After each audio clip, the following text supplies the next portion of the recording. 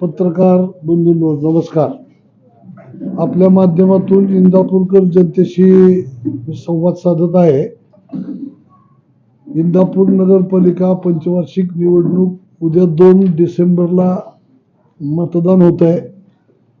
निवडणुकीच्या अंतिम टप्प्यात आपण सगळेजण आलेलो आहोत आणि उद्या मतदान होत असताना आदल्या दिवशी काही धक्कादायक प्रकार आमच्या निदर्शनास आलेले आहेत.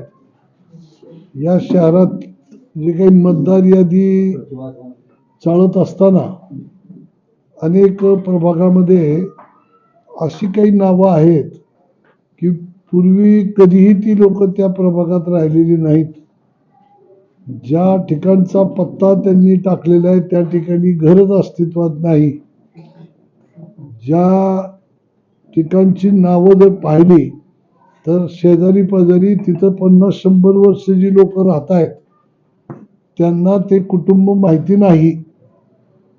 आणि अशा पद्धतीनं त्यांची माहिती घेतली असता या इंदापूर शहराच्या जवळपासच्या गावातून आणि अवतीभोवतीच्या तालुक्यातल्या जवळच्या गावातून ही नावं या ठिकाणी इथले असलेले नेतृत्वाने या ठिकाणी लावलेली पाहायला मिळतात.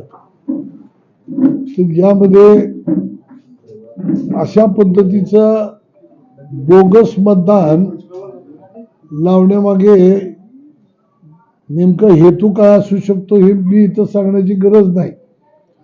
परंतु प्रशासन हातात असल्या कारणानं तहसीलदारांना हाताशी घेऊन हा उद्योग गेली वर्ष 6 महिन्यापूर्वी इथल्या असलेल्या मंत्री महोदयांनी केलेला आहे.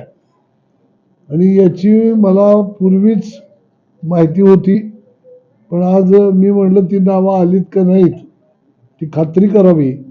प्रत्येक प्रभागातल्या लोकांना या ठिकाणी त्याच्याबद्दलचं माहिती घ्यायला सांगितली तर जी माहिती समोर येते तर काही प्रभागामध्ये 20-25 मतापासून काही प्रभागामध्ये 70-70 मतापर्यंत अशा पद्धतीची ही बोगस नावं या इंदापूर शहरामध्ये लावली गेलेली आहेत.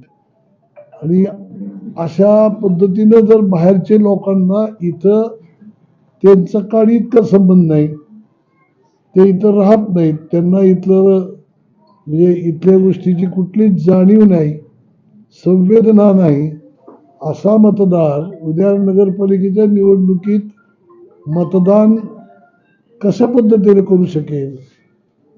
त्याला ते मतदान करत असताना कुठली तरी योग्य बाजू त्याला जे वाटते ती योग्य बाजू जर घ्यायची असेल तर तो कमीत कमी इथला रहिवासी तर असला पाहिजे.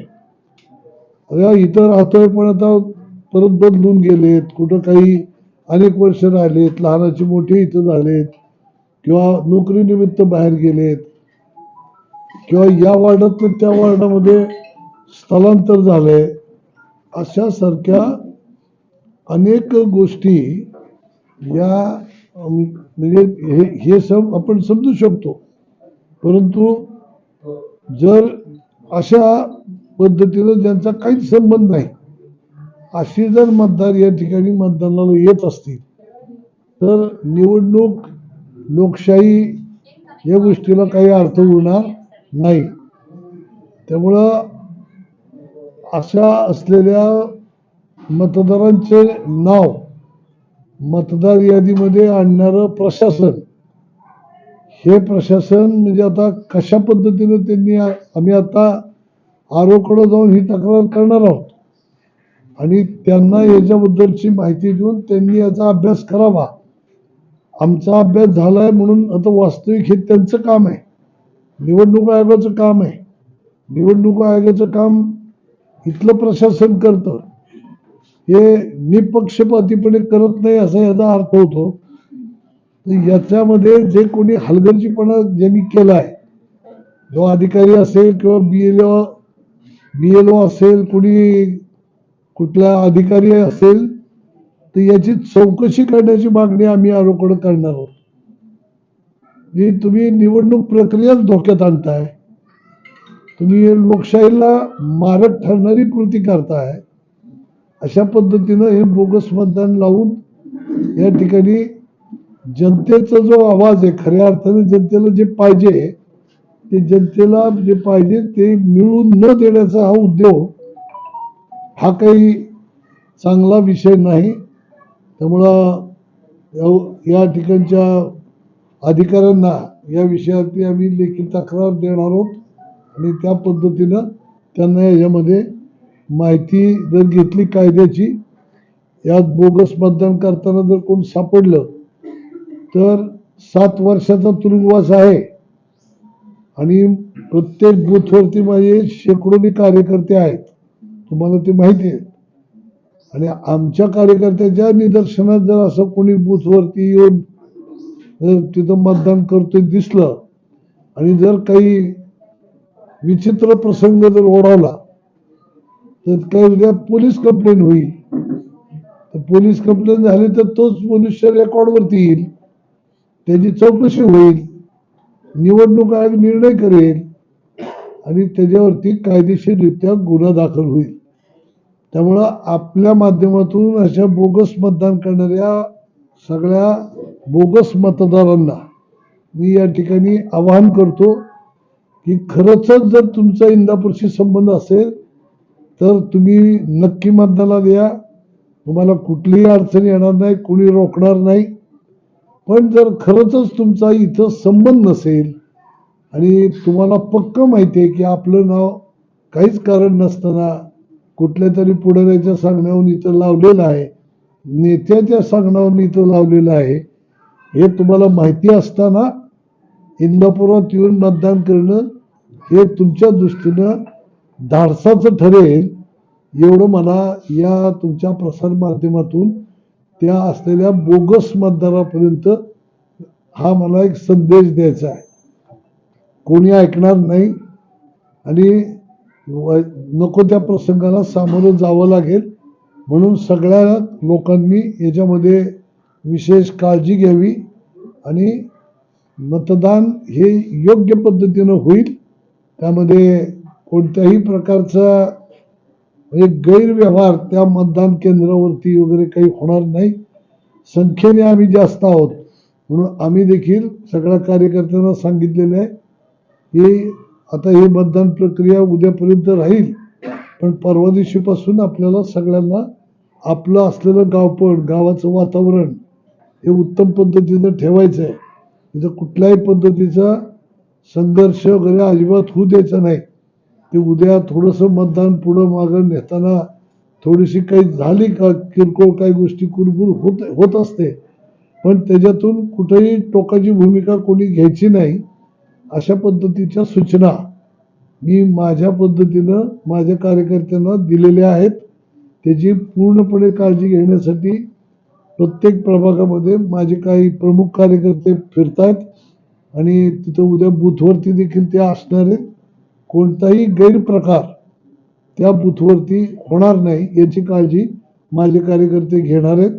म्हणून सर्व असलेल्या कार्यकर्त्यांना देखील आवाहन करतो की आपलं गाव आहे, आपल्या गावच्या या निवडणुकीला, निवडणूक म्हणजे शेवटी एक उत्सव आहे लोकशाहीचा, हा लोकशाहीचा उत्सव आहे. या उत्सवाला कुठलंही गालबोट लागणार नाही याची विशेष काळजी ही आपण घेतली पाहिजे. कारण शेवटी आपलं गाव आहे आणि आपला असलेला इथला समाज आहे. त्यामुळं या सगळ्या गोष्टीची नोंद प्रशासनाने ताबडतोब घ्यावी आणि हे जे काही उद्या जर अशा काही गोष्टी जर घडल्या तर मला असं वाटतं की याला कार्यकर्ते जबाबदार राहणार नाहीत. ज्यांनी मतदार यादी जी बोगस नावं घातलेली आहेत त्याच्यात चौकशी अंती येईलच ना. पुढं कोण असणार आहे? तहसीलदार, खालचे त्यांचे मंडल अधिकारी, तलाठी, ते तहसीलदार ऑफिसमधली लोक, नगरपालिकेतली लोक, या पलीकडे कोण असणार आहे? आणि याला जबाबदार वरची यंत्रणा. अशा पद्धतीनं ह्या सगळ्या लोकांची चौकशी जर उद्या झाली तर त्यांनाही या गोष्टी भोगाव्या लागतील. त्यामुळं निपक्षपातीपणाने आपण या ठिकाणी नीट काळजीपूर्वक आजच या विषयावरती निर्णय करावा. जर हे बोगस मतदान आहे तुमच्या लक्षात आम्ही जर आणून दिलं तर या मतदारांना उद्या तिथं मतदान करून द्यायचं नाही, याची जबाबदारी आम्हा असलेल्या कार्यकर्त्यांपेक्षा प्रशासनाने घ्यावी, म्हणजे संघर्ष टळेल. असं माझ्यासारखं या इथं मी उमेदवार आहे म्हणून माझं असं मत आहे.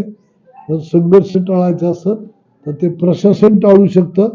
प्रशासनाची इच्छाशक्ती असायला हवी आणि ते प्रशासन योग्य तो निर्णय करेल अशी मला खात्री आहे. किती नाव आहे? साधारणतः लक्षात घेतलं तर अजून काही त्याच्यातलं नाव येत आहेत प्रभागातून.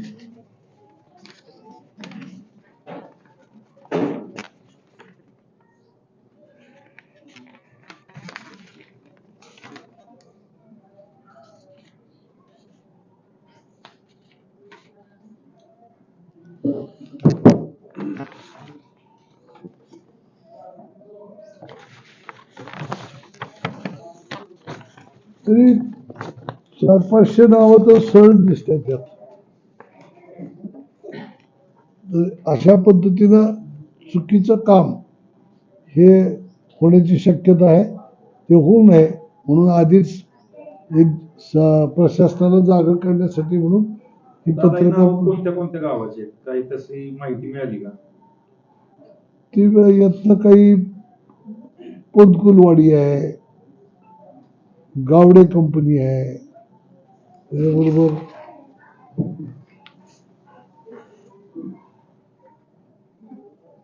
इंदापूर तालुक्यातलेच की दादा बाहेरचे कोण आहेत? बाहेर तालुक्यातले पण आहेत. बाहेरच्या तालुक्यातले करमाळा तालुक्यातले काय आहेत, बारामती तालुक्यातले काय आहेत, काही दौंड तालुक्यातले आहेत, वेगवेगळ्या ठिकाणचे आहेत लोक. आम्हालाही हे काल परवा माहिती झाल्यानंतर त्याच्यावरती आता आमची काही लोक याच्यावरती म्हणजे कुठली लोक आहेत ह्याचा अभ्यास करतायत. आम्हाला ती सापडली की आम्ही त्यांना जाऊन भेटणार आहोत. मतदार आहे तुम्ही म्हणलं भेटावं लागेल ना आम्हाला. त्यामुळं मग ही खोमणे, एक खोमणे कंपनी आहे. ही माणसं कधी राहिलेली नाहीत. आम्ही 40-50 वर्ष या नगरपालिकेच्या निवडणुका आम्ही लढवतोय. आम्हालाही कधी ही माणसं दिसली नाहीत. त्यांची नाव वेगवेगळ्या ग्रामपंचायतीत आहेत असं कार्यकर्त्यांचं म्हणणं आहे. तुमची बारामतीचीच असते. ते शोधायचं काम चालू आहे. फक्त आपल्याला यामध्ये हे सांगितलंय की आपण हा विषय आपल्या माध्यमातून या लोकांपर्यंत न्यावा आणि पुढचा असलेला जो काही संघर्ष आहे तो टाळावा अशा पद्धतीची या ठिकाणी प्रशासनाला विनंती करतो. याबद्दल दादा प्रशासनाला काही केलंय, म्हणजे कल्पना दिलेली आहे? देतोय आता लेखी पत्र देतोय. ते आमचे ॲडव्होकेट देतील, सेक्शन वाईज देतील. त्याच्यात त्यांचाही रोल किती चुकीचा आहे तर त्यावरती काय ऍक्शन होते म्हणजे या इलेक्शन अधिकारी जो आहे त्याच्यावरती पण यामध्ये ऍक्शन होते आणि बोगस मतदान करणाऱ्यावरती ऍक्शन होते. माझ्या माहितीने त्याला 7 वर्षाची शिक्षा आहे. सरळ सरळ तुरुंगवास आहे त्याच्यामध्ये. त्या पद्धतीचं बोगस मतदान करणाऱ्या लोकांना परत एकदा माझं आव्हान आहे की 10 वेळा विचार करून इथे या मतदान करायला. कुणी नेता सांगतो म्हणून जर करायला याल आणि फसाल तर कुणी नेता परत पाठीशी उभा राहत नाही. आम्हाला चांगली माहिती आहे. दादा तालुक्यात मोठ्या